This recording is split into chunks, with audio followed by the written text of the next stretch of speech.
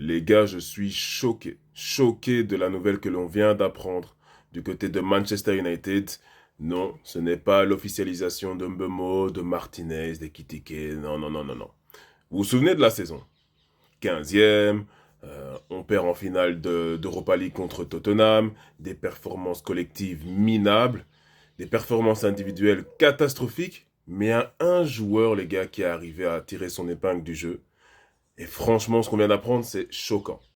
Je ne vais pas mettre de suspense très longtemps. Je parle évidemment de Bruno Fernandes. On sait que malgré que Manchester United ait été catastrophique, Bruno Fernandes, lui, il a fait son taf. En fin de saison, il a remporté la Ligue des Nations avec le Portugal. Quand même, un trophée, il méritait bien ça. Mais là, il y a eu quelque chose. Et c'est vraiment une reconnaissance pour ses performances.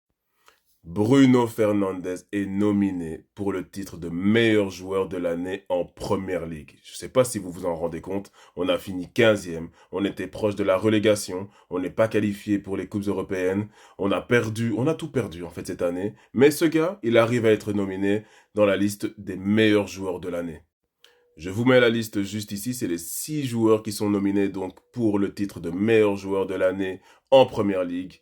Bon, ça semble plus ou moins logique. Et il y a Fernandez. Franchement, bravo, capitaine. Voilà, même si certains ne l'aiment pas, moi je suis pas le plus grand fan de Bruno Fernandes, mais je peux quand même reconnaître le talent du joueur et ce qu'il apporte à United. Voilà, maintenant il va rester probablement cette saison à United. Bravo, capitaine. Et merci, merci, parce que finir là, les gars, je sais pas si vous en rendez compte, finir dans les tops des meilleurs joueurs de Premier League quand ton équipe est plus proche de la zone de relégation que des places qualificatives pour l'Europe. Non, franchement, encore une fois, bravo, capitaine.